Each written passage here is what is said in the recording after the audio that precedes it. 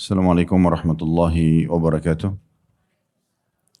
Alhamdulillah, lisan kita selalu memuji Sang Pencipta Allah atas segala nikmat yang dilimpahkan kepada kita.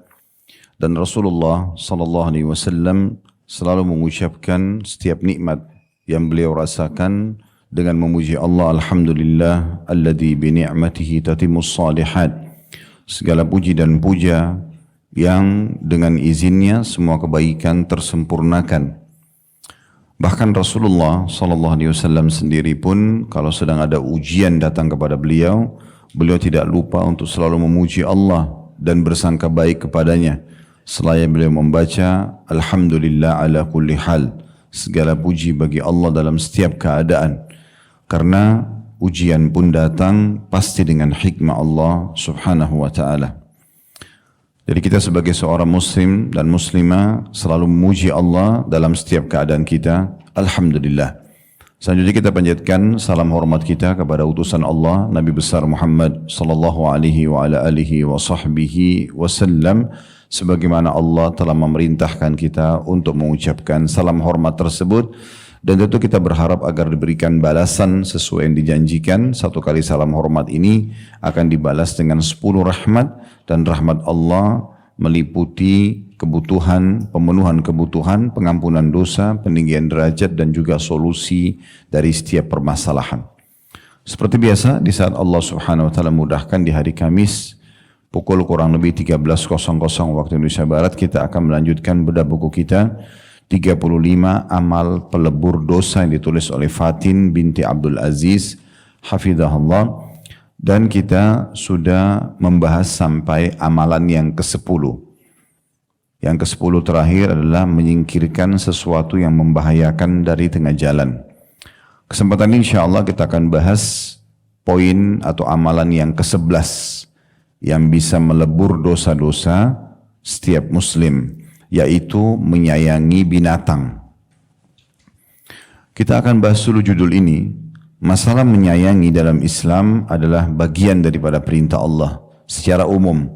Menyayangi sama manusia, menyayangi seluruh makhluk Allah subhanahu wa ta'ala.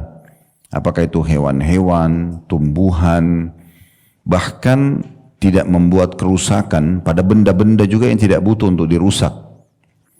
Itu termasuk bentuk kasih sayang, dan ini sifat khasnya seorang muslim. Memang dia penyayang.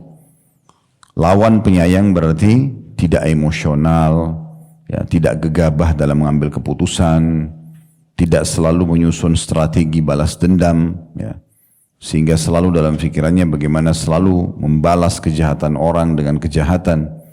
Tapi mereka lebih memilih untuk berkasih sayang, merangkul siapapun yang menjadi orang-orang yang telah menjadi musuhnya. Justru dia berharap agar bisa mendapatkan hidayah. Itu yang dicontohkan oleh Nabi alaihi salatu wassalam. Beliau sallallahu alaihi wasallam sangat gembira pada saat mendapati ada tokoh Quraisy yang dulunya membenci Islam lalu masuk Islam. Bagaimana Nabi sallallahu alaihi wasallam gembiranya dengan masuk Islamnya Abu Sufyan yang dulunya membenci sekali Islam. Begitu juga dengan masuk Islamnya Khalid bin Walid, masuk Islamnya Amr bin As. Kemudian masuk Islamnya juga tokoh-tokoh ya, di kota Madinah. Semua itu membuat Nabi SAW gembira. Karena bagi seorang muslim adalah bagaimana orang yang tadinya melakukan kejahatan itu mendapatkan hidayah dan berubah menjadi orang yang lebih baik dari sebelumnya. Dan daripada hanya sekedar balas dendam, misalnya ada orang yang berbuat kejahatan kepada kita, kita mengatakan, ya Allah binasakan dia, ya Allah butakan matanya misalnya, atau apalah, maka itu murni balas dendam. Kalau kita terzalimi, Allah akan kabulkan itu. Tapi setelah itu selesai, tidak akan ada sesuatu yang bisa kita dapatkan. Sangat beda halnya dengan kalau kita justru mendahulukan keimanan kita. Doakan orang yang tidak membayar utang itu agar dapat hidayah membayar utangnya. Doakan agar orang yang terus mengganggu kita, menyakiti kita agar diberikan hidayah dan menyadari kesalahannya. Doakan orang-orang yang membenci Islam agar mereka dapat hidayah dan masuk Islam. dan seterusnya. Kapan Allah subhanahu wa ta'ala terima doa tersebut dan akhirnya mereka dapat hidayah, maka kita akan mendapatkan dua hal di situ. Kita mendapatkan orang ini akan memberhentikan serangan-serangan buruknya kepada kita atau kepada Islam, lalu kemudian juga kita akan panen pahala semenjak dia mendapatkan hidayah itu. Jadi ini poin yang berhubungan dengan masalah sayang dan saling menyayangi. Di sini saling menyayangi, teman-teman sekalian, kalau umum tadi, kalau yang khusus, ini juga perlu difahami, adalah menyayangi orang-orang yang bisa memunculkan rasa cinta, seperti kepada pasangan hidup, kepada kedua orang tua, kepada anak-anak. Nah, cuma ini ada batasannya. Ini tidak boleh dilakukan kepada orang-orang yang belum Allah izinkan. Secara umum boleh kita menyayangi, dalam arti kata kita tidak berharap tertimpa musibah pada dia atau supaya dia dapat hidayah.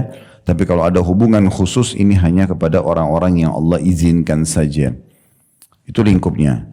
Kemudian kalau selain manusia, ini masih dalam judul kita, selain manusia kita disuruh selalu berkasih sayang juga pada hewan-hewan misalnya. Nah ini perlu difahami ya, menyayangi hewan bukan berarti harus memeliharanya.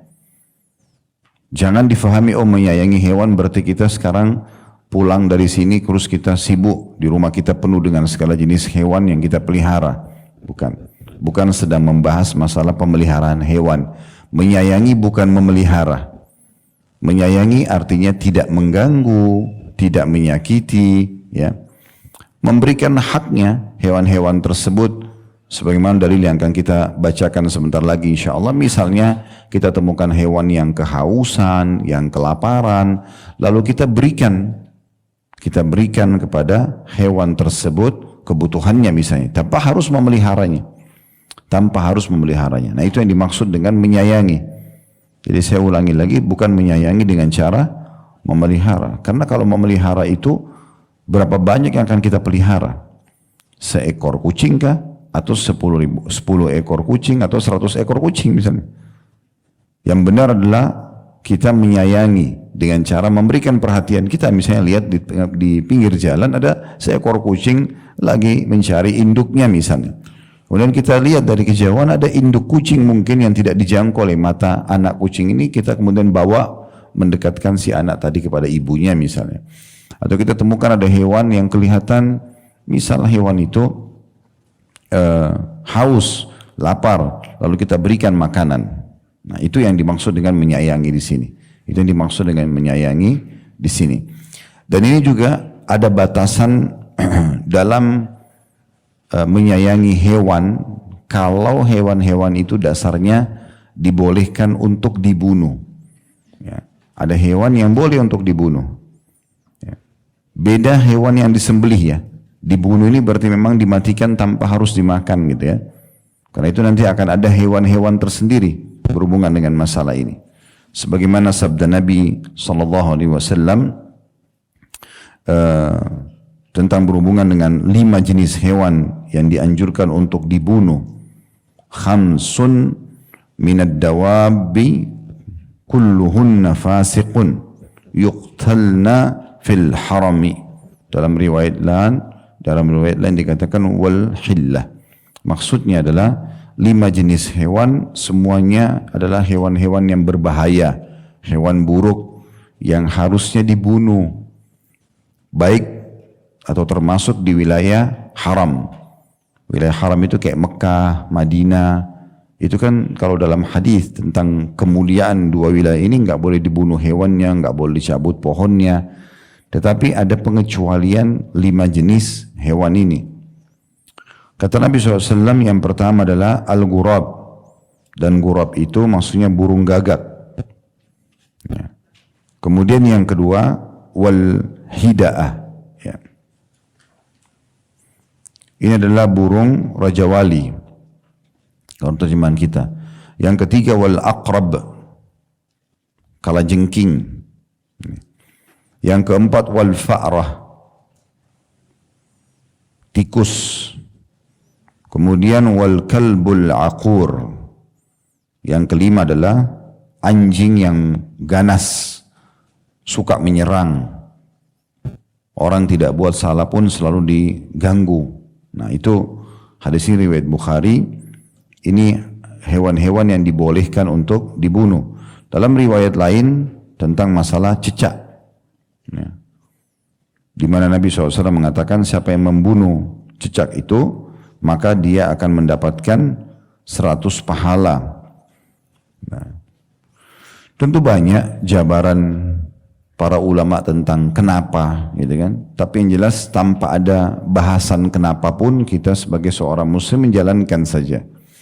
Aisyah radhiyallahu anha pernah punya sebuah cambuk khusus untuk membunuh cecak misalnya.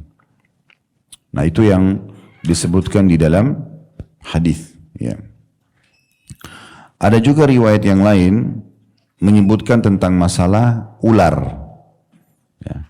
Ular pun dianjurkan untuk dibunuh, hanya saja ada tata caranya,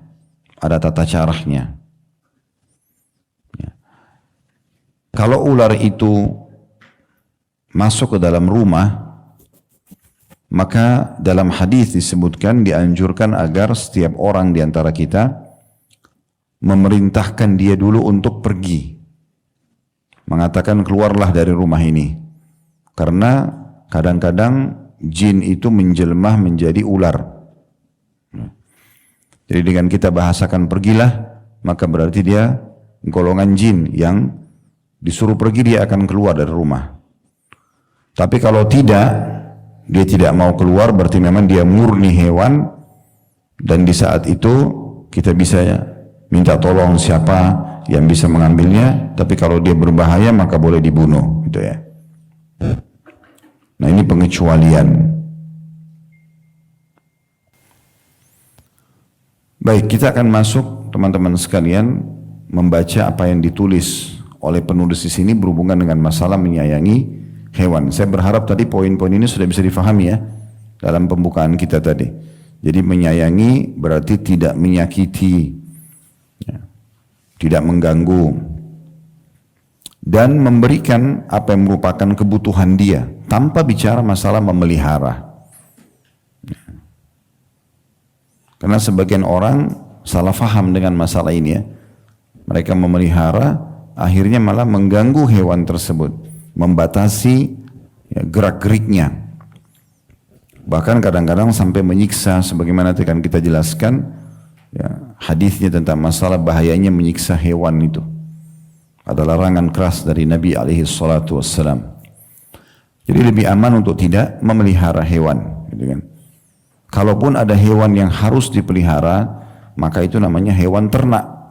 Hewan ternak itu misalnya sapi, unta, kambing, ayam, itu pun karena memang untuk kebutuhan atau untuk bisnis, ya dibisniskan misalnya.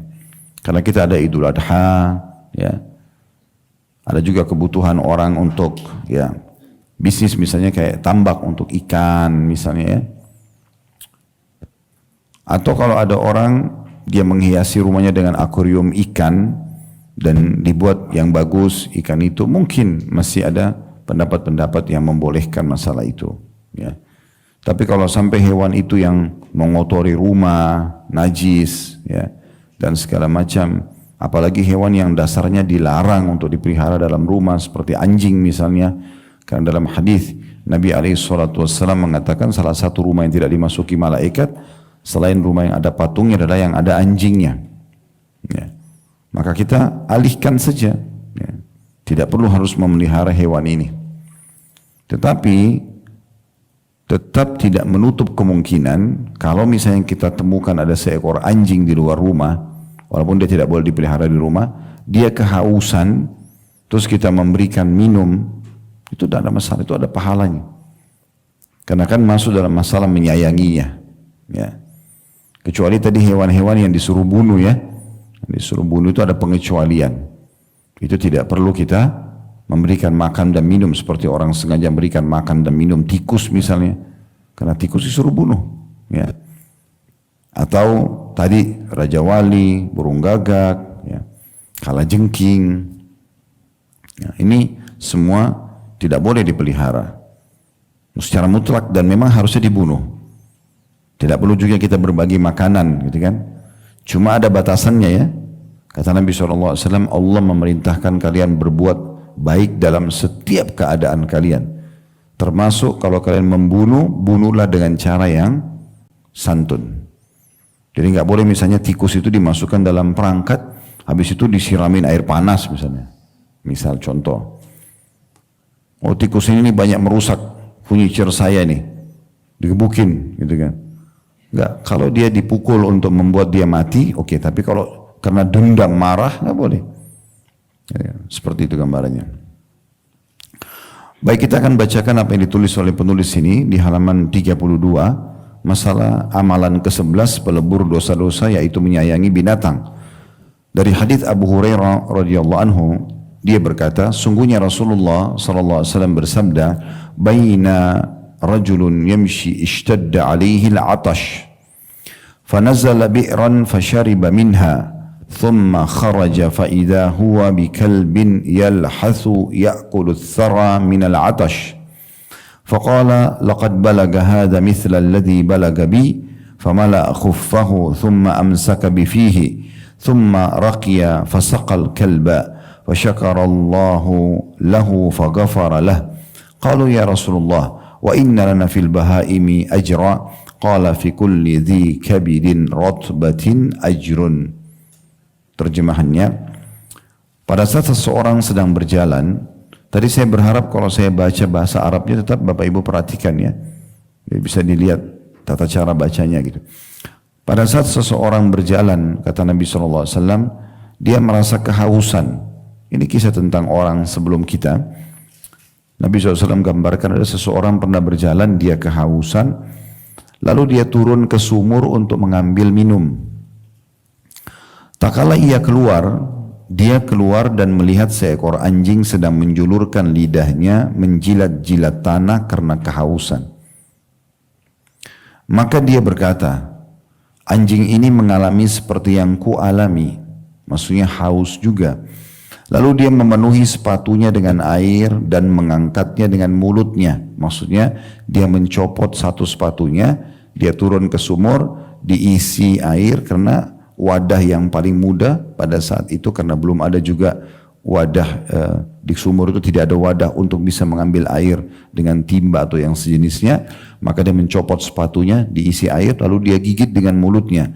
Maksudnya adalah untuk naik ke dinding dari bawah sumur ke atas sumur itu dia harus menjamah dinding sumur dengan kedua tangan dan kedua kakinya, maka dia butuh menggigit sepatu itu yang ada isi airnya untuk dibawa ke atas gitu.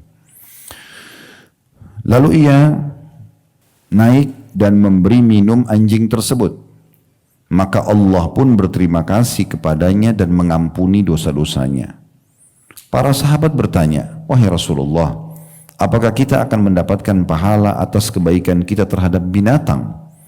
Maka Nabi SAW menjawab, pada setiap hati yang masih basah ada pahala. Maksudnya hewan-hewan yang hidup begini pun bukan benda mati, ada pahalanya. Allah berterima kasih kepadanya dan mengampuninya, tanda kutip. Makna potongan hadis ini adalah maksudnya Allah menerima amalnya. Tadi dia sedekah dengan air kepada anjing tersebut, memberi pahala dan mengampuni dosa-dosanya karena kebaikan pada hewan tadi. Kalimat tanda kutip setiap hati yang masih basah dari hadis, karena pada saat sahabat tanya, ya Rasulullah, apakah kami akan mendapatkan pahala dari hewan-hewan? Kata Nabi SAW, di setiap hati yang basah ada pahala. Maksudnya adalah setiap binatang yang masih hidup. Binatang hidup disebut dengan berhati basah karena kalau mati hati dan tubuhnya mengering. Itu maknanya.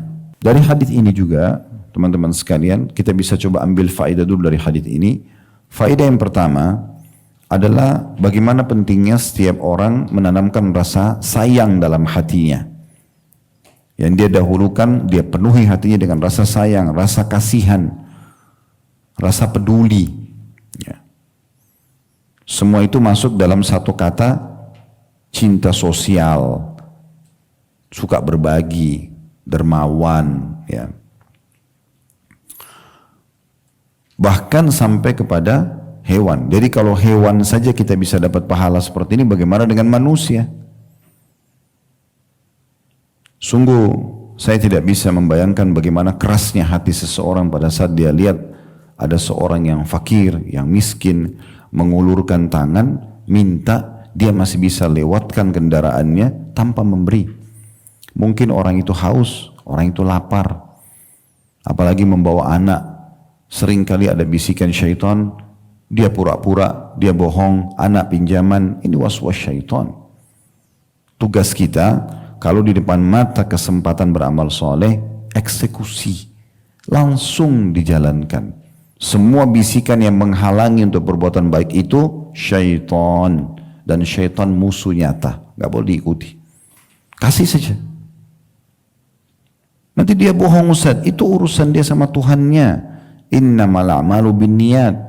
Semua akan dibalas dengan niatnya. Niat kita sedekah, Allah akan balas pahala. Niat dia menipu, Allah punya cara menghukumnya. Kita tidak diciptakan oleh Allah SWT untuk menjadi penilai, pengawas untuk orang lain. Ini sudah kita bahas. Kita jalankan tugas kita. Udah begitu aja. Dan selalu jadi baik aja. Bahkan pada orang yang berbuat jahat sama kita sekalipun.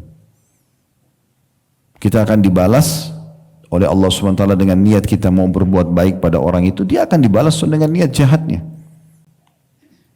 Ibu dan bapak tidak usah khawatir, oh saya kalau tidak balas dendam nanti enak benar dia. Enggak, bukan tugas kita membalas. Tuhannya akan balas. Kalau kita apa sih? Kemampuan kita telapak tangan kecil, nampar dia. Enggak menyelesaikan masalah. Tapi kalau Allah yang hukum, Allah bisa datangkan penyakit yang berat buat dia, Allah bisa bangkrutkan usahanya, biarkan Tuhannya. Dan kalau kita tidak mengambil satu keputusan yang membalas dia, maka kita akan maksimal mendapatkan balasan dari Allah. Jadi pekah dalam masalah-masalah seperti ini bagian daripada keimanan dan panduan Islam. Itu pelajaran. Pelajaran yang kedua yang bisa diambil dari hadis adalah bolehnya memberikan minum kepada anjing, walaupun anjing dasarnya haram untuk dimakan, haram untuk dipelihara dalam rumah. Ya. Dan berhubungan dengan masalah anjing ini, ada anjing yang boleh dipelihara tapi untuk kebutuhan peternakan, perkebunan, ya. Itu dibolehkan. Atau anjing berburu. Jadi kalau kita berburu, biasanya ada orang berburu dipakai anjing berburu, ya. Setelah menembak burung misalnya jatuh, maka anjing itu datang mengejarnya, gitu kan. Itu masih ada yang membolehkan. Atau yang masih dibolehkan anjing seperti ini. Tapi intinya walaupun dia haram untuk dimakan, haram dipelihara dalam rumah, tapi tetap boleh berbuat baik pada dia. Nah, beda dengan tadi hewan yang kita sebutkan 6 jenis tadi atau 7 jenis hewan, ya. Tikus tadi, ya, kemudian burung gagak, burung raja wali, kemudian kalajengking, ya. Apalagi tikus tadi. Ular tadi ada rinciannya, ya. Ya. Ya, kemudian juga cecak, ya. Itu berbeda. Itu pun adabnya adalah membunuh dengan cara yang santun. Membunuh dengan cara yang santun. Tidak boleh kita seperti orang yang sangat liar, sangat beringas. Sifat orang mukmin tidak seperti itu.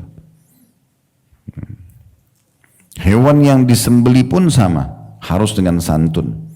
Sembeli kambing, sembeli ayam, sembeli sapi, unta, kalau lagi Idul Adha misalnya kita mau berkurban, semua itu harus dengan tata cara yang baik.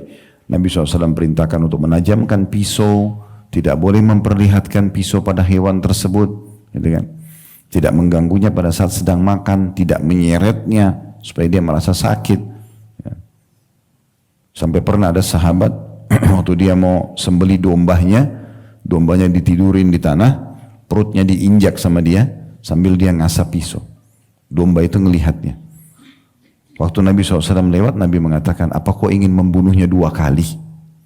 Kenapa harus seperti ini? Kenapa kau enggak asap pisau ini sebelumnya? Sembunyikan ditenangkan hewan tersebut, kemudian disembelih seakan-akan dia tidak menyadarinya. Nah begitu bentuknya. Dalam sembelihan pun, padahal hewan itu sebentar lagi kita akan cincang-cincang juga dagingnya, gitu kan? Akan dikuliti kulitnya, tapi tetap dibuat dia mati dulu dengan tenang, baru kemudian kita proses. Nah seperti itu bentuk kasih sayang yang luar biasa dalam Islam. Itu pelajaran yang kedua. Pelajaran yang ketiga dari hadis adalah pentingnya seseorang itu mengejar pengampunan dan juga rasa syukur kepada Allah Subhanahu wa taala. Terbukti orang ini mendapatkan pengampunan dengan dia memberikan minum anjing tadi. Dan salah satu sifat mulia Allah adalah Allah maha menilai pengorbanan hambanya. Tidak usah khawatir kalau tidak ada yang puji Bapak Ibu dalam perbuatan baik kita, atau orang yang sedang kita beri tidak berterima kasih, nggak penting buat kita. Pujian manusia sepanjang lidahnya, nggak penting. Balasan dari Allah yang kita kejar. Dan sering kali datang ujian-ujian. Di antara ujian terhadap harta adalah kalau kita memberi orang tidak berterima kasih, kita berikan utang tidak dibayar, itu ujian hartanya. Ya udah tuh, sebagaimana nikmat sedang datang kita syukuri, ini ujian sedang datang kita bersabar. Menerima keputusan Allah Subhanahu wa taala sambil ikhtiar, oke. Tapi kita menerima keputusan Allah Subhanahu wa taala. Dan tidak ada sesuatu yang lebih mahal teman-teman sekalian dibandingkan pengampunan dosa. Karena sumber permasalahan kita adalah semuanya dosa. Kapan dosa itu dimaafkan sama Allah, berarti kita akan menerima fasilitas yang sudah Allah berikan kepada orang yang tidak berdosa, ya. Sekaligus juga kita akan selamat dari hukuman yang bisa menimpa kita karena dosa tersebut. Pelajaran yang keempat yang terakhir adalah Allah memberikan pahala kita di setiap yang memiliki ya, jantung atau hati, ya, hati yang basah, maksudnya yang masih hidup. Ya. Sebagian ulama ada yang menambahkan dalam masalah ini pohon-pohon, tumbuh-tumbuhan. Jadi nggak boleh Bapak Ibu iseng berdiri di bawah sebuah pohon sengaja cabutin daunnya. Itu kalau kayak manusia dijewer. Ngapain cabut daunnya? Untuk apa? Kalau daun itu dicabut karena kita mau buat masak sayuran, mungkin. Daun bidara untuk dipakai ruqyah, mungkin. Itu pun dengan cara yang baik, gitu kan. Tapi ada orang kadang-kadang iseng gitu. Nggak ada salahnya pohon itu, tapi sengaja dibakarlah, diganggu, kenapa gitu? Itu juga makhluknya Allah Subhanahu wa taala. Allah ciptakan. Allah ingin kita menanamkan rasa sayang kita kepada segala sesuatunya. Bahkan yang luar biasa, saya pernah temukan sebuah riwayat dari Umar radhiyallahu anhu, saking penyayangnya beliau sampai beliau sayang dengan tanah. Tanah benda mati kalau bagi kita. Dalam satu riwayat, waktu umat Islam sudah menguasai Mesir di tahun 20 Hijriah, dipimpin oleh Amr bin As radhiyallahu anhu, itu dibawa kekuasaannya Umar bin Khattab. Beliau berkuasa dari tahun 13 sampai tahun 23 Hijriah. Di tahun 20, 3 tahun sebelum beliau meninggal, radhiyallahu anhu, itu pasukan Muslim dipimpin Amr bin As menembus Mesir dan menguasai Mesir pada saat itu. Amr bin As ini orang yang adil, diangkat sebagai wali kota pada saat itulah, kalau kita wali kota sekarang atau gubernur di wilayah Mesir, Afrika Utara.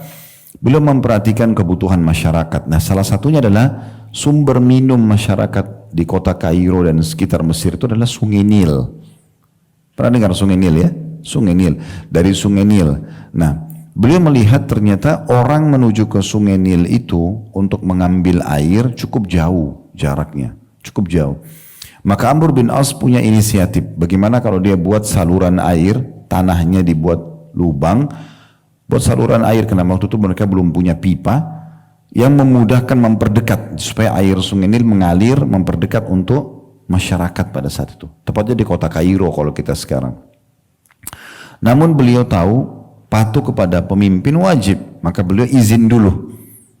Izin kepada Umar bin Khattab, boleh enggak saya ingin membuat saluran air, gitu kan? Menggali tanah, buat seperti saluran air bisa mengalir, mempermudah masyarakat untuk supaya nggak terlalu jauh jalan menuju ke Sungai Nil. Apalagi mereka harus pikul air sendiri atau pikulkan ke untanya atau kudanya. Maka jawaban Umar unik sekali. Mungkin pada masa itu orang belum terlalu memahaminya. Tapi karena kasih sayang dalam hatinya luar biasa, dia mengatakan, wahai Amr, dijawab ini jauh ya. Perjalanan dari Madinah ke Mesir itu jauh, mungkin bisa sebulan menggunakan kuda pada saat itu. Maka dia mengatakan, dia jawab, wahai Amr, saya khawatir engkau membebankan tanah di atas kapasitasnya. Kalau kamu gali nanti itu, nanti tanah itu mampu nggak sih nampung air untuk yang selalu lalang di atasnya? Maka Umar bin Khattab tidak mengizinkan pada saat itu. Itu luar biasa itu, pemikirannya sampai kepada tanahnya. Nggak usah ngerusak benda, walaupun kita tidak suka. Oh ini benda kan saya tidak suka, ya udahlah dibuang aja. Kenapa? Mungkin bisa bermanfaat bagi orang lain, walaupun benda mati gitu. Ya. Itu contohnya, itu bentuk kasih sayang yang luar biasa gitu. Jadi kita bisa mendapatkan pahala dari setiap niat baik kita.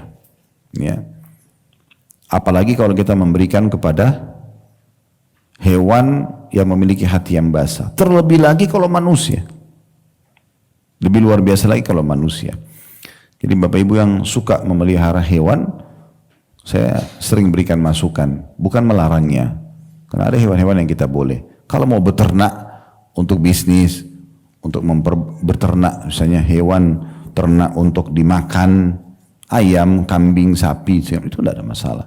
Tapi kalau memasukkan dalam rumah dan akhirnya bisa membuat sana sini kotor dan segala macam, walaupun hewan-hewan itu mungkin ada yang tidak najis misalnya, ya lebih baik pelihara manusia. Anak yatim misalnya. Kalau hewan tidak bisa hafal Quran, tidak bisa sholat, anak yatim bisa hafal Quran, bisa sholat. Bahkan Nabi SAW mengingatkan kepada kita, ya, salah satu yang bisa melunakkan hati manusia adalah memelihara anak yatim atau memberikan perhatian, juga mengusap kepala mereka. Dalam satu riwayat, mengusap kepala anak yatim itu, setiap helai rambut yang dilewati oleh telapak tangan kita dinilai pahala. Kalau kita usap kepalanya begini, berapa ribu pahala yang kita dapatkan. Dan kata Nabi SAW, sebaik-baik rumah adalah yang ada anak yatimnya. Yatim maksudnya anak-anak muslim yang meninggal ya, sebelum balik, yang ayahnya meninggal sebelum mereka balik. Kalau meninggal ibunya nggak dikatakan yatim ya, meninggal ayah saja, karena ayah ini penaung, pemberi nafkah. Ya, di Indonesia bisa ditambah piatu kalau ibunya meninggal. Nah, tapi dalam Islam yatim saja, tidak ada istilah piatu. Ya, itu adalah yang meninggal ayahnya dan hanya sampai balik. Jadi nggak boleh nenek-nenek, kakek-kakek ngaku yatim, bantu saya yatim. Dari mana? Kadang-kadang orang begitu ya. Ini anak yatim, anaknya sudah besar, udah kuliah, yatim dari mana? Yatim itu sebelum balik, itu sebelum balik. Ya. Jadi itu sangat baik. Ya. Kita bisa sekolahkan, artinya manfaatnya lebih banyak. Ya, manfaatnya lebih banyak. Hadis yang kedua yang diangkat oleh beliau adalah hadis Abu Hurairah radhiyallahu anhu, riwayat Imam Muslim. Dia berkata, Rasulullah SAW bersabda, "Anna imra'atan bagiyan ra'at kalban fi yawmin harrin yatifu bi bi'r qad adla'a lisanahu min al-'atash fanaza'at lahu bimukiha faghafara laha." Ada seorang wanita pelacur melihat anjing sedang mengelilingi sumur pada suatu hari yang sangat panas dan menjulurkan lidahnya karena kehausan. Lalu dia melepas sepatunya dan memenuhinya dengan air, lalu memberi minum anjing tersebut. Maka Allah Subhanahu wa ta'ala mengampuni dosanya. Dosa zina, dosa besar, bisa dimaafkan dengan berbuat baik pada hewan. Bagaimana kalau manusia? Gitu loh. Makanya saya bilang, Bapak Ibu sekalian, coba renungi dan lunakkan hati. Jangan sampai ada satu manusia pun yang minta kita tolak. Salah satu ciri Nabi Muhammad SAW, kalau diminta beliau kasih. Dal innamal a'malu binniyat. Semua sesuai dengan niatnya. Niat kita sedekah, kita dapat pahala. Niat dia menipu, dia dihukum sama Allah, bukan kita. Tidak usah mulai segala sesuatu dengan sangka buruk. Oh ini bohong, oh ini menipu, ini minta terus. Masalah minta terus itu ujian kita, itu ujian harta. Salah satu ujian harta, seringnya orang minta bantuan. Kalau kita lolos, oke, justru kita rangkul, baiklah kebutuhannya apa, saya penuhi. Setiap bulan saya akan kasih. Justru kita jadikan dia sebagai kantong pahala kita, lulus tuh. Makin besar rezekinya akan datang. Tapi kalau kita marah-marah, berkeluh susah, kita pernah bahas di bab sedekah ya. Masih ingat waktu kita baca surah Al-Baqarah ayat 161 sampai 174, tidak boleh menyakiti perasaan si penerima. Kan? Tidak boleh menyebut-nyebutnya. Kan gitu. Itu ujian harta. Kita akan diuji oleh Allah Subhanahu wa taala. Di masa Nabi Muhammad SAW ada satu kejadian pernah Allah menguji para sahabat. Waktu turun salah satu ayat dari surah Al-An'am tentang tidak bolehnya mereka memakan hewan buruan pada saat lagi ihram. Orang kan kalau lagi ihram tidak boleh berburu hewan darat. Di masa dulu tidak seperti kita sekarang, orang naik pesawat sudah disiapin makanan, naik bus sudah bisa mampir ke restoran manapun kita ingin makan, kita bisa bawa bekal banyak. Masa dulu orang nggak bisa, perjalanan jauh, bisa berminggu-minggu, berbulan-bulan. Jadi kadang-kadang kalau kehabisan bekal mereka berburu hewan darat. Tapi khusus orang yang sedang ihram, mau umrah mau haji nggak boleh. Waktu awal turun ayat ini Allah datangkan ujian. Apa ujiannya? Ini sahabat Nabi diuji. Allah datangkan hewan-hewan buruan di dekat-dekat mereka. Rusa, hewan-hewan kelinci, datang di dekat kuda mereka, datang dekat kaki mereka, bisa mereka pegang. Nggak pakai panah. Diuji oleh Allah. Itu ujiannya. Jadi mereka harus sabar. Begitu ujian. Nah seperti itu Allah SWT datangkan ujian kepada kita. Tapi ingatlah Allah selalu bersama kita. Gak usah khawatir. Ya, Allah akan menilai semuanya. Dari hadis ini kita ambil pelajaran yang pertama. Ya, bahwasanya orang yang menjadi pelacur dapat dosa. Itu pelajaran. Bukan berarti orang, oh di sini hadisnya pelacur. Kasih minum anjing yang haus diampuni dosanya. Enggak, perbuatan pelacuran haram. Laki-laki atau perempuan, dua-duanya tidak boleh. Si orang yang mau melakukan atau orang yang menjadi objeknya, dua-duanya nggak boleh. Menyiapkan fasilitasnya, menyewakan tempatnya, nggak boleh. Menunjukkan saja alamatnya nggak boleh. Semua panen dosanya, nggak boleh. Karena kata Nabi SAW, siapa yang menunjukkan pada kebaikan, dia akan dapat pahala orang yang mengikutinya. Dan siapa yang menunjukkan pada keburukan, dia akan dapat dosanya. Jadi nggak boleh. Pelajaran yang kedua, bahwasanya rahmat Allah luas.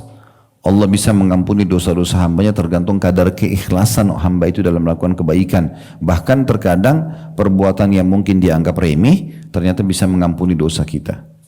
Pekah ini, pekah Bapak Ibu sekalian. Pengajian seperti ini, itu sudah cukup harus masuk di telinga kanan, nyantol di hatinya. Jangan keluar telinga kiri lagi. Oh iya saya dengar, oh begitu, udah selesai bubar, nggak diamalin, nggak, jangan. Mulai sekarang kalau bubar ada orang minta kasih, ada orang yang butuh, jadikan kantong pahala kita. Gak usah peduli dia bohong atau tidak, itu bukan urusan. Orang itu minta terus, justru bantu dia jadikan sebagai kantong pahala kita.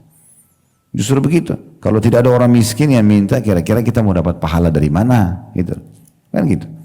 Sempit sekali nanti lingkupnya kalau kita hanya bisa saling membantu sama-sama orang kaya. Dalam dua hadis ini, dikatakan sih dalam dua hadis ini sangat dianjurkan berbuat baik kepada seluruh makhluk sampai terhadap binatang. Karena dengan kebaikan ini seseorang akan mendapatkan pahala yang sangat besar. Disayangi dan diampuni dosanya oleh Allah Subhanahu wa taala. Yang paling berharga bagi seorang muslim, cinta, kasih sayang dan rahmat Tuhannya Allah. Bapak Ibu mau resep sederhana? Suami misalnya, mau suaminya sayang, sederhana. Jalin hubungan yang baik dengan Allah. Allah akan buat hatinya lunak menyayangi kita. Gitu. Mau seorang istrinya sayang, jalin hubungan yang baik dengan Allah. Jaga apa yang diwajibkan, diperintahkan, tinggalkan yang dilarang. Allah akan buat istrinya akan sayang. Anaknya akan sayang, sekitarnya akan sayang. Semuanya akan baik dengan dia. Tapi kapan hubungan dengan Tuhannya rusak, maka rusak semuanya.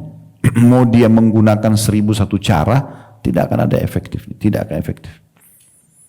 Semua kembali kepada hubungan kita dengan Tuhan kita. Nah, makanya di sini salah satu solusinya bahkan berbuat baik pada hewan pun mendatangkan cinta dan kasih sayang Allah. Imam At-Tabarani meriwayatkan dalam Al-Mu'jam Al-Awsat. Al-Mu'jam Al-Awsat nama buku ya. Dari hadis Ash'ath bin Qais radhiyallahu anhu, barang siapa yang tidak menyayangi kaum muslimin maka Allah tidak menyayanginya. Ibnu Battal rahimahullah berkata, dalam hadis ini terdapat anjuran untuk berkasih sayang kepada semua makhluk, baik muslim, kafir maupun binatang, miliknya atau bukan miliknya. Dan kasih sayang terhadap binatang adalah dengan cara memperhatikan makan dan minumnya, meringankan beban di pundaknya dan tidak memukulnya di luar kewajaran. Nah, di sini ada tambahan faedah disebutkan oleh Ibnu Battal juga termasuk berbuat baik dengan orang kafir. Nah, itu juga penting di garis bawah itu. Walaupun kita Indonesia mayoritas muslim, tidak ada dalam Islam kita disuruh, nih tetangga saya kafir nih, matikan aja lampunya, padamkan listriknya, gangguin aja, parkir sembarangan depan rumahnya. Nggak boleh. Nggak boleh mengganggu orang. Umumnya hadis Nabi SAW, ya, man la yarham la yurham, siapa yang tidak mengasihi maka tidak akan dikasihi oleh Allah, termasuk pada orang kafir. Dan kita harus bijaksana ya, kalau ada orang berbuat satu kesalahan pada kita, kita fokus kepada kesalahan dia saja. Jangan kita pukul rata semuanya orang ini buruk. Misalnya ada orang menggibah kita, salah dia digibah. Gak ada hubungannya dengan fisiknya, gak ada hubungannya dengan pekerjaannya, gak ada hubungannya dengan yang lainnya. Kita harus bijaksana, dia sedang menggibah kita. Baik, sekarang kalau dia datang, dia minta maaf, atau setelah kita nasihatin dia terima, clear. Gak usah benci semuanya orang. Saya pernah berikan gambaran supaya mudah difahami ke makanan, ya. Masih ingat, kalau kita makan ikan amis, yang kita tidak suka apanya? Amisnya. Kalau ikannya, orang ini tidak akan makan ikan selamanya. Padahal belum tentu ikan lain amis. Kita makan jeruk asam, yang tidak disukai apanya? Asamnya, bukan jeruknya. Karena kalau jeruknya kita tidak akan makan jeruk selamanya, kan begitu. Nah, sama orang, kalau ada satu kesalahannya, sifatnya tidak baik, itu aja. Bukan fisiknya, bukan keluarganya. Ini enggak musuhin dia, musuhin keluarganya, semuanya kacau ini. Kenapa harus seperti itu? Bijaksana. Sehingga kalau perbuatan buruknya sudah ditinggalkan, clear. Ada orang benci Islam, tapi setelah dia masuk Islam, dia enggak benci lagi. Selesai. Kita rangkul dia. Begitu yang diajarkan Nabi SAW. Hindun itu, istri Abu Sufyan, dialah yang menyuruh untuk membelah dadanya Hamzah di perang Uhud. Dia yang memotivasi pasukan Quraisy untuk memerangi muslimin. Coba bayangin, luar biasa bencinya. Waktu pasukan muslimin sudah mengepung di sekitar Mekah, ya, mengepung sekitar Mekah, udah sampai di pintu gerbang Mekah, Abu Sufyan suaminya tahu. Abu Sufyan lihat ketemu muslimin, dan dia tahu ini pasukan 10.000 kalau masuk besok di Mekah, hancur di Mekah. Dia masuk Islam, Abu Sufyan, dia masuk ke Mekah, dia sampaikan kepada orang-orang Quraisy. Ini di luar ini, pintu gerbang sudah pasukan muslimin. Kita belum punya persiapan, gak bisa melawan. Udah masuk Islam aja. Apa kata Hindun, istrinya? Ini orang pendusta nih, suaminya sendiri. Bunuh aja dia. Jahat banget itu, luar biasa. Sampai kata Nabi SAW, ada 10 orang, kata Nabi SAW kepada pasukan muslim, kalau kalian temui di Mekah, boleh dibunuh. Salah satunya Hindun. Karena jahatnya dengan Islam. Tapi subhanallah, waktu pasukan muslimin masuk ke Mekah dan menguasai, dari 10 orang ini mungkin yang terbunuh 2 atau 3. Sisanya sempat menyembunyikan diri, diantaranya Hindun. Waktu dilihat Mekah sudah dikuasai dengan pasukan, dia pakai cadar ditutup, kemudian dia coba menyelinap masuk di antara wanita-wanita Mekah yang mau datang untuk masuk Islam. Nabi SAW lagi duduk di depannya para wanita, Nabi membaiat mereka, mengambil janji setia mereka. Ya. Janji setianya itu supaya mereka tidak berzina, mereka tidak mencuri, mereka enggak bunuh anak-anak mereka, gitu kan. Nah, di Mekah waktu itu, Bapak Ibu sekalian, kaum wanita, kalau yang dari orang-orang yang terhormat bukan budak, mereka mustahil berzina. Bagi mereka mustahil bos. Yang berzina itu cuma budak-budak wanita. Kalau wanita mulia tidak, walaupun suaminya jahat, dia tidak berzina. Begitu keyakinan mereka pada saat itu. Itu positif saja. Intinya, waktu Nabi SAW bilang pada para wanita, dan kalian tidak boleh berzina. Maka Hindun tidak sengaja di antara kerumunan wanita, dia ngomong dari belakang, ya Rasulullah, apakah ada wanita yang bebas berzina? Karena bagi dia nggak masuk di akalnya gitu. Maka kata Nabi SAW, Hindun, karena Hindun ini salah satu orang yang ditarget untuk dibunuh gitu. Apa kata Hindun pada saat itu? Asyhadu an la ilaha illallah wa anna Muhammad Rasulullah. Dia tahu kalau dia masuk Islam dia selamat, gak dibunuh. Apa yang terjadi? Nabi bilang panggil pasukan, bunuh saja wanita ini karena dia pendosa. Nabi SAW senyum menyambut masuk Islamnya, karena kebencian dia selama ini hanya karena dia belum faham Islam. Begitu lapangnya dada Nabi SAW. Bagi beliau adalah orang ini dapat hidayah, jadi baik mulai sekarang. Nah itu. Oh ini orang pernah gosip. Gosip dianggap sebagai satu musibah besar dalam hidupnya. Mungkin orang itu tiba-tiba dapat hidayah jadi baik. Dan akhirnya dia menyebarkan dakwah di sana sini. Berapa banyak orang dapat hidayah begitu. Nabi SAW ini orang yang membelah dada pamannya di Uhud. Allah sudah mengizinkan untuk membunuhnya. Beliau masih bisa memaafkan. Karena bagi beliau yang penting orang ini dapat hidayah. Nah itulah. Kita menginginkan kebaikan. Begitu harus hati seorang muslim. Baik, kalau ada orang yang sengaja menyiksa hewan, maka sebaliknya tadi kan kalau dia buat baik dia dapat pengampunan, dapat surga. Kalau orang sengaja menyiksa hewan, maka itu akan menyebabkan justru dia masuk ke dalam neraka. Dihukum oleh Allah Subhanahu wa taala. Walaupun hewan itu tidak bisa membalas. Ya. Misalnya ada kucing lagi lewat, Bapak Ibu iseng tendangin. Kucing nggak bisa melawan, cuma bisa teriak. Ingat Tuhan kita sama. Tuhan kita Allah, Tuhan kucing itu Allah. Allah Maha Adil. Allah punya cara menghukum kita. Nanti kita jalan di jalan yang bagus, rata, tidak ada masalah, sepatunya juga baru, keselio. Bisa saja. Kenapa hukuman karena tendang kucing kemarin? Bisa Allah datangkan itu.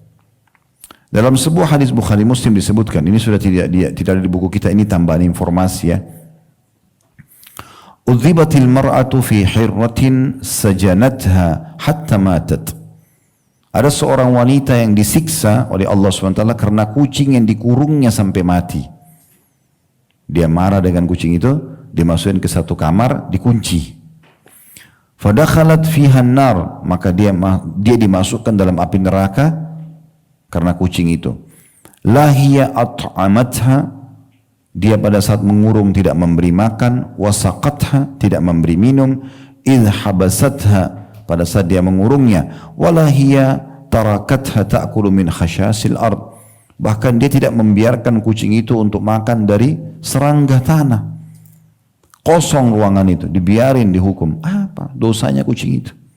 Kenapa sejahat itu gitu? Ya. Ini juga sekaligus kita ingatkan sebagai ibu-ibu tentang masalah anak itu amanah. Jangan selalu disiksa, cubit, jewer kupingnya. Anak belajar, saatnya belajar. Sampaikan baik-baik, nasihatin baik-baik, doakan baik-baik. Ya, kita bukan dijadikan status ibunya atau ayahnya untuk menyiksa anak itu, ya. Untuk mendidiknya, membesarkannya. Berapa banyak anak-anak yang tadinya nakal, tapi karena ibu dan ayahnya sabar, mendidiknya dengan baik, besar menjadi orang yang sangat bakti. Itu poin.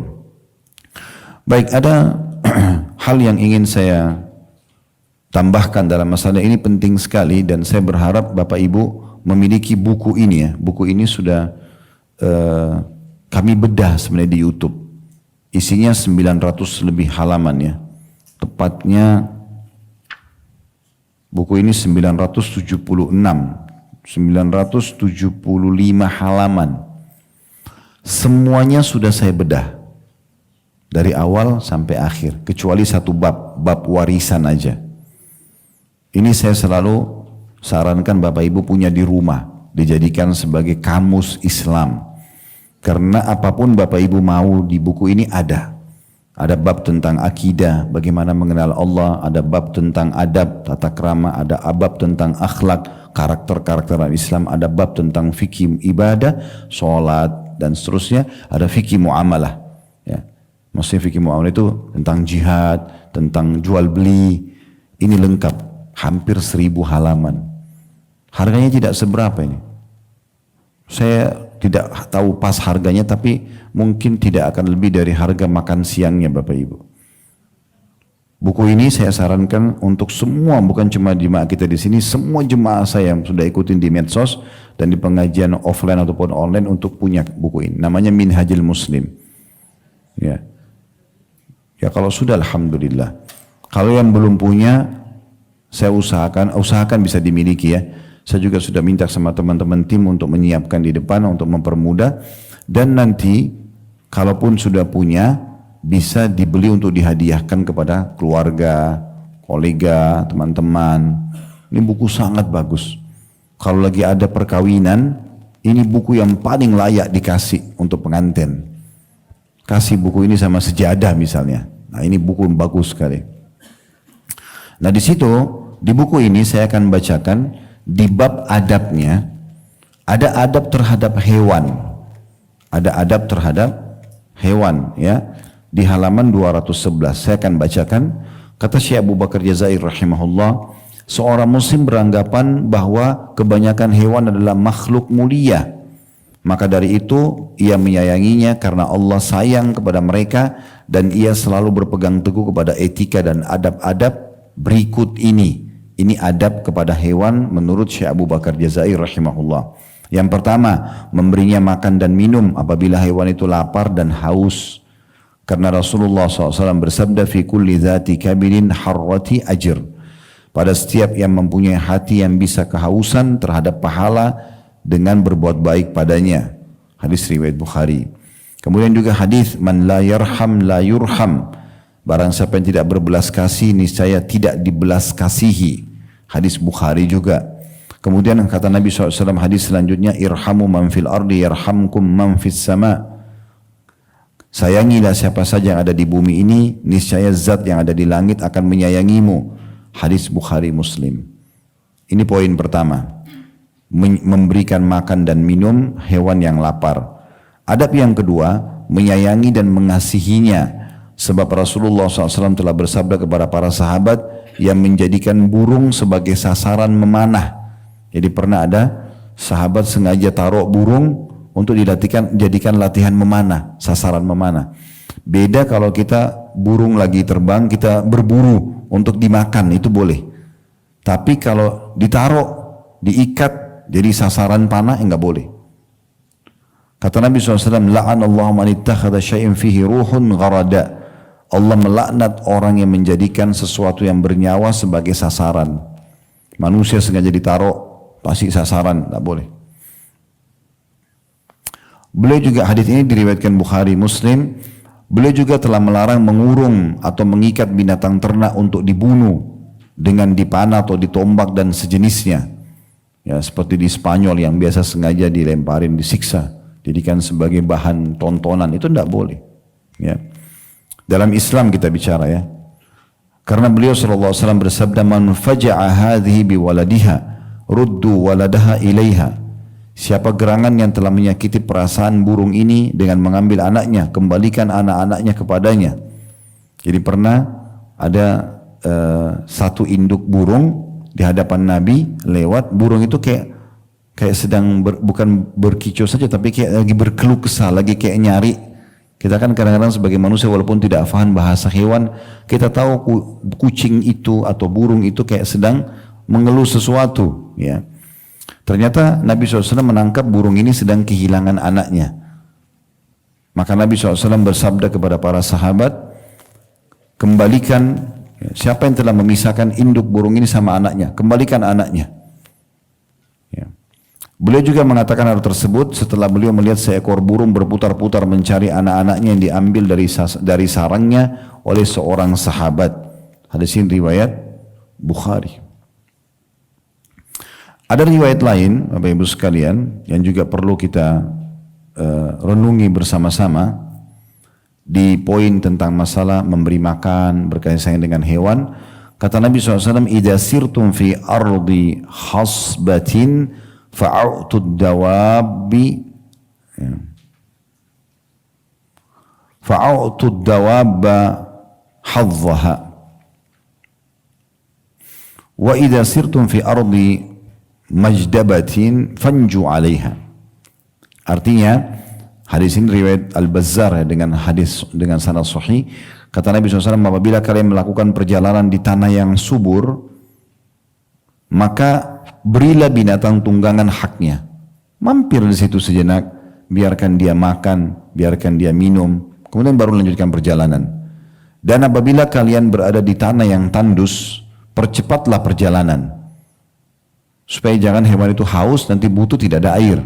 Percepat perjalanan. Juga dalam sebuah hadis, ya, ini hadis sahih tentang mukjizat Allah Subhanahu wa taala kepada Nabi Muhammad sallallahu alaihi wasallam. Beliau bisa memahami bahasa hewan. Beliau bisa memahami bahasa hewan. Hadis ini hadis sahih diriwayatkan oleh Abu Daud. Hadis ini disebutkan dari Abdullah bin Ja'far radhiyallahu anhu, "Fadakhala haitan lirajulil ansar fa idza jamal falamma ra'a an-nabi sallallahu alaihi wasallam hanna wa dharafat aynahu." Satu hari pernah Nabi SAW masuk ke dalam satu perkebunan milik orang Ansar, perkebunan kurma.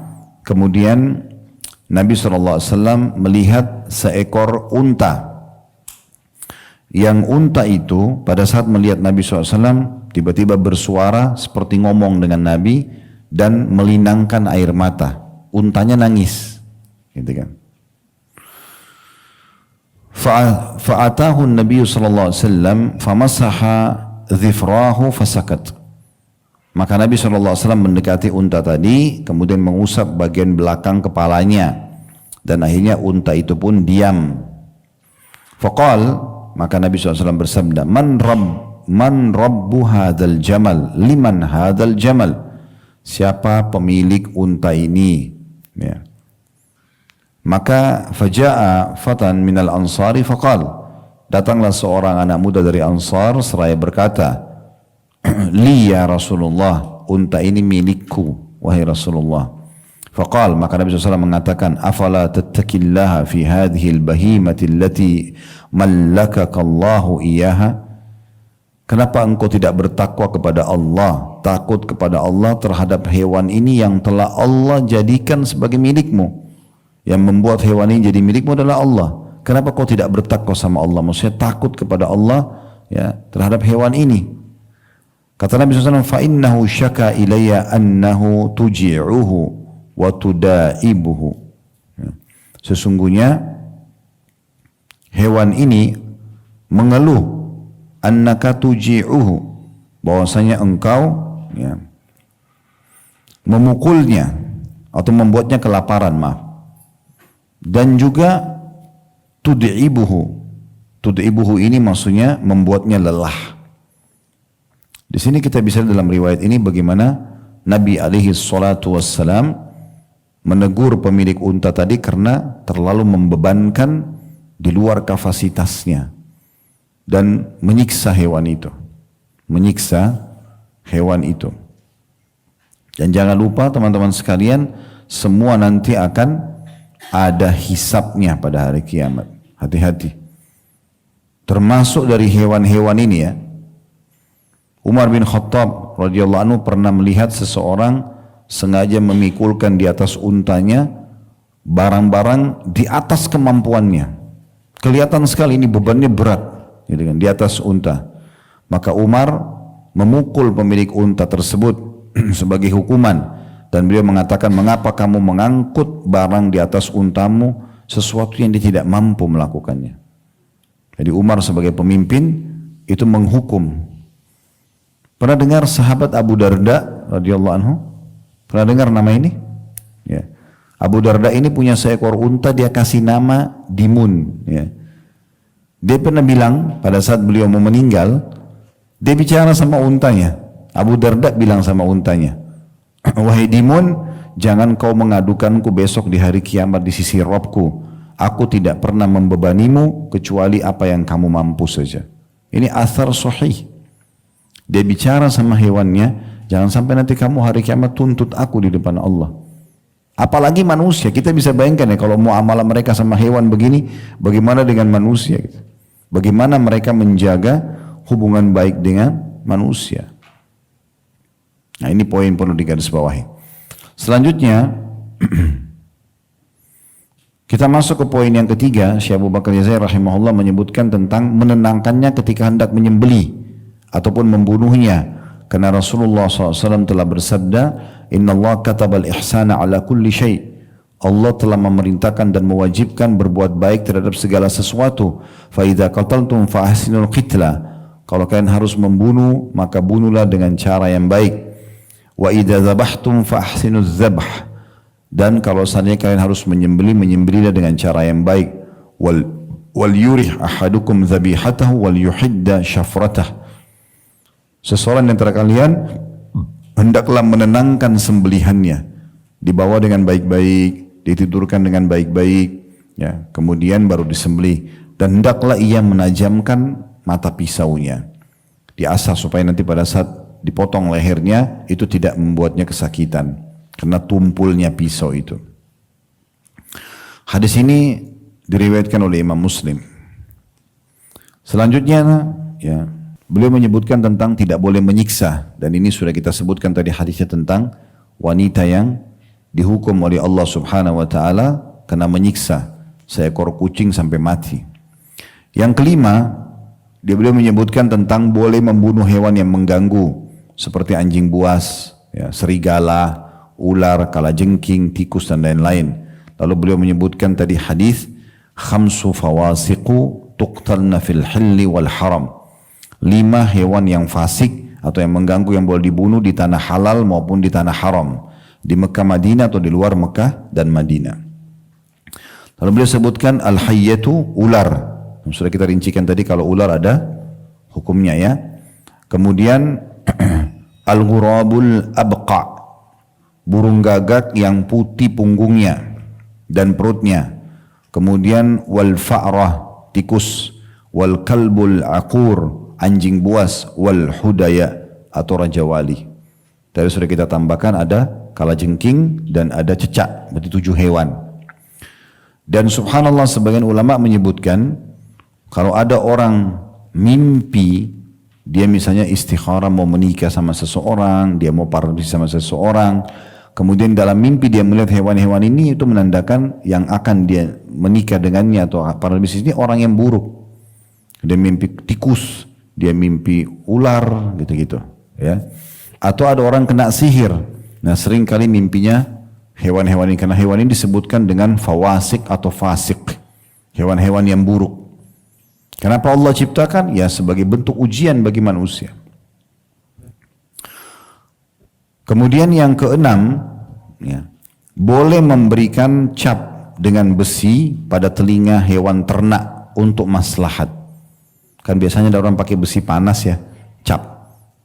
Nah, cap ini hanya boleh pada hewan ternak saja, ya. Karena Nabi SAW memberi tanda pada telinga unta sedekah supaya ditahu bedaan antara unta ini sama unta yang lain. Jadi zaman dulu itu ada orang yang menyumbang sedekahnya dalam bentuk hewan, Bapak Ibu sekalian. Kalau kita sekarang kan wakaf mobil, nah gitu. Nah, orang dulu kasih unta. Unta itu bisa dipakai untuk berperang, bisa dipakai untuk orang miskin, bisa diternak, diperbanyak, nanti baru disembeli dimakankan orang miskin, gitu-gitulah. Nah, khusus unta sedekah Nabi SAW cap di bagian kupingnya supaya bisa ada beda antara dia sama hewan-hewan lain, ya. Sedangkan hewan lain selain binatang ternak, unta, kambing dan sapi tidak boleh diberi tanda. Sebab ketika Rasulullah SAW melihat seekor keledai yang mukanya diberikan cap dari besi panas, maka beliau mengatakan, la'anallahu man wasama hadha fi wajhi. Semoga Allah melaknat atau mengutuk orang yang telah memberikan tanda dari besi panas di wajah hewan keledai ini. Ya. Hadis ini diriwayatkan oleh Imam Muslim. Yang ketujuh, kita dianjurkan untuk mengenal hak Allah pada hewan, yaitu menunaikan zakatnya. Ada zakat hewan, ya. Kalau unta per 5 ekor. Kalau bertahan 1 tahun ada zakat jenis hewan juga. Kalau sapi 30 ekor.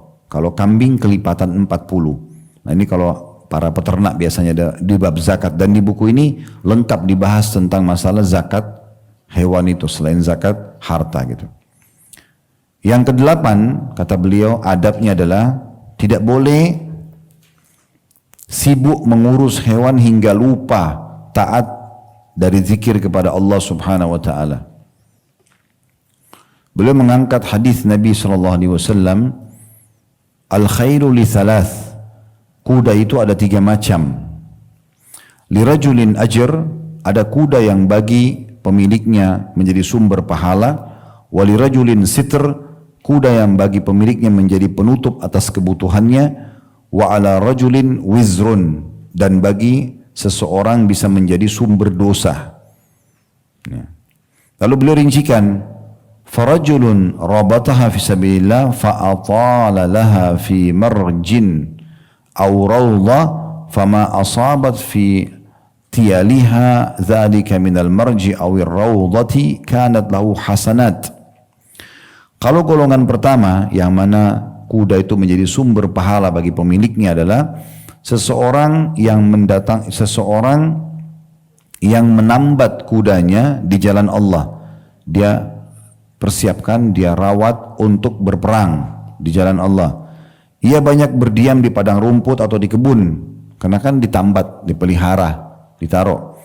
Maka apa saja yang dimakan oleh kuda itu di kandangnya, rumput, ya, tanaman-tanaman oleh kuda itu selama diikat di padang rumput atau di kebun itu, maka pemiliknya mendapat pahala-pahala kebaikan. Jadi dari makanan kudanya saja dapat pahala gitu. Walau annaha qata'at tiyaluha fastannat syarafan aw syarafaini kanat atharuha wa arwathuha hasanatin lahu. Dan seandainya talinya yang dipakai ikat kuda itu putus, kemudian dia pun melarikan diri, mendaki 1 atau 2 tempat tinggi, maka jejak-jejak kakinya kuda tadi dan kotoran-kotorannya yang jatuh menjadi pahala bagi pemilik kuda tadi. Karena dia niatnya asalnya kudanya ini untuk di jalan Allah gitu. Walau annaha marrat binahrin fasharibat walam yurid an yasqiyaha kana dzalika lahu hasanatin wa hiya lidzalika ar-rajulu ajr. Dan kalau seandainya kuda itu mampir, ya, kemudian dia minum di sebuah sungai, maka secara otomatis, ya, juga akan menjadi sumber pahala bagi pemiliknya, walaupun dia tadinya tidak niat untuk memberinya minum. Maksudnya kebetulan kuda itu lepas, lalu kemudian dicari-cari, tapi dia sedang minum di satu sumber air, minumnya pun itu pahala bagi pemiliknya, karena dasarnya dari awal dia niatkan untuk di jalan Allah gitu. Kemudian dikatakan, warajulun rabataha taganniyan wa ta'affufan walam yansa haqqallah fi riqabiha wala zuhuriha fahiya lahu sitrun. Golongan kedua, kuda yang diikat karena ingin menjaga kehormatan diri, tidak minta-minta. Dia bekerja dan dia cari rezeki dari kuda itu, dan dia tidak lupa akan haknya Allah pada leher ataupun punggung unta itu. Maksudnya dikasih makan dan minum, lehernya tidak kehausan dan juga tidak lapar, serta punggungnya tidak ditunggangi sesuatu yang di luar kapasitasnya. Maka kuda itu, ya, akan menjadi sitr, akan menjadi pemenuh kebutuhan dia. Dan yang ketiga, warajulun rabataha fakhran wa riya'an wa niwa'an li ahli Islam fahiya alaihi wazr atau wizr. Dan kuda yang ketiga adalah seseorang yang menambat hanya untuk berbangga diri, pamer-pamer, riya, dan memerangi umat Islam, maka itu akan menjadi sumber dosa baginya. Hadis ini diriwayatkan oleh Bukhari. Ya. Jadi ini yang disebutkan oleh Syekh Abu Bakar Jazairi rahimahullah, ada kurang lebih 8 adab terhadap hewan. Ya, ada 8 terhadap hewan gitu ya. Juga perlu kita tambahkan di sini di poin atau tambahan yang lain selain Syekh Abu Bakar Jazair, ada sebuah hadis yang menarik juga untuk dibacakan, riwayat Ahmad dan disahihkan oleh Syekh Albani. Kata Nabi SAW, irkabu hadhihi dawabba salimatan wa aitadi'uha salima wa la tattakhiduha karasi. Naikilah atau tunggangi binatang itu dalam keadaan baik, tidak memukulnya, tidak sengaja loncat dengan kasar di atasnya, naikin dengan cara yang baik. Kata Nabi SAW, biarkan ia dalam keadaan baik, tenang maksudnya, biasa aja, jangan kamu jadikan dia sebagai kursi. Maksudnya, kata para ulama adalah dilarang seseorang sengaja duduk berlama-lama di punggung binatang tunggangannya hanya untuk bincang-bincang sama temannya saja. Sementara hewan itu berdiri, ya, menanggung beban di atas punggungnya. Ini begitu luar biasa perhatian Islam, ya. Berbeda kalau seandainya dia sedang ada hajat, misalnya dia lagi berperang, dia lagi pergi ke satu tempat, lagi perjalanan jauh, itu lain. Atau misalnya dia sedang haji, ya. Kalau lagi haji zaman dulu orang menunggangi unta, wukuf di Arafah, Nabi SAW di atas untanya. Diambil dari kitab Faidul Qadir, jilid 1 halaman 611. Mar'i al-Hambali rahimahullah berkata, pemilik binatang wajib memberikan makan dan minumannya. Jika dia tidak mau memberinya, dipaksa oleh penguasa untuk memberinya. Ini hukum syar'inya. Kalau ada orang punya pelihara hewan tapi tidak mau dikasih makan, penguasa boleh turun tangan, paksa dia untuk memberikan makanan. Ya. Apabila dia tetap menolak atau sudah tidak mampu lagi memberi hak binatang, ia dipaksa untuk menjualnya atau menyewakannya atau menyembelihnya jika hewan tersebut termasuk yang halal dagingnya. Diharamkan baginya mengutuk binatang, mengatakan sial kamu. Nggak boleh membahasakan itu ke hewannya. Termasuk ini nggak boleh kita bahasakan ke rezeki yang Allah berikan, ya, ke pasangan hidup, ke anak, ke rumah, ke pakaian, ke peralatan, gitu ya. Ada orang kena jengkel sama seseorang, handphonenya jadi pelampiasan. Apa hubungannya handphone? Salahnya apa? Ya. Membebaninya dengan sesuatu yang memberatkan, memerah susunya sampai memudaratkan anaknya, memukul dan memberi cap pada wajahnya. Diharamkan pula menyembelinya apabila tidak untuk dimakan, hanya untuk dijadikan bahan mainan aja, sembeli dibuang aja. Ya, itu semua hukumnya tidak boleh. Itu dibahas oleh para ulama fikih. Ada lagi yang lebih sensitif. Ibnu As-Subki rahimahullah berkata, ketika menyebutkan tentang tukang bangunan yang biasa menembok dengan tanah dan semisalnya, ya. Beliau mengatakan termasuk kewajiban tukang bangunan ialah tidak menembok suatu tempat kecuali setelah memeriksanya apakah ada binatang atau tidak. Engkau sering melihat kebanyakan pekerja bangunan itu terburu-buru menembok, terkadang mengenai sesuatu yang tidak boleh dibunuh kecuali untuk dimakan, seperti burung kecil dan semisalnya. Dia membunuh binatang itu dan memasukkannya ke dalam lumpur tembok, dan dengan demikian ia telah berkhianat kepada Allah dari sisi binatang tersebut. Sensitif sekali bahasanya gitu. Yang terakhir adalah perkataan Syekh Abu Ali bin Rahal. Beliau berkata, terjemahnya langsung saja, apa yang disebutkan tentang bolehnya mengurung burung dan semisalnya hanyalah apabila tidak ada bentuk menyiksa, membuat lapar dan haus meski tanpa sengaja, atau mengurungnya dengan burung lain yang akan mematuk kepala burung yang sekandang, seperti yang dilakukan oleh ayam-ayam jantan apabila berada di kurungan, sebagaimana mematuk yang lain, ya, sebagai mematuk yang lain, sampai terkadang yang dipatuk itu mati. Ini semua menurut kesepakatan ulama adalah haram. Jadi sengaja mengurung hewan satu jenis, burung sama burung, ayam sama ayam, tapi ini selalu yang satu tersiksa terus oleh temannya, itu nggak boleh. Itu aja hukumnya haram. Ya, dan itu dikatakan disepakati oleh para ulama. Nah, ini bahasanya luar biasa gitu ya, berhubungan dengan masalah hewan. Dan sampai sini bahasan kita insya Allah. Terima kasih waktunya. Wassalamualaikum warahmatullahi wabarakatuh.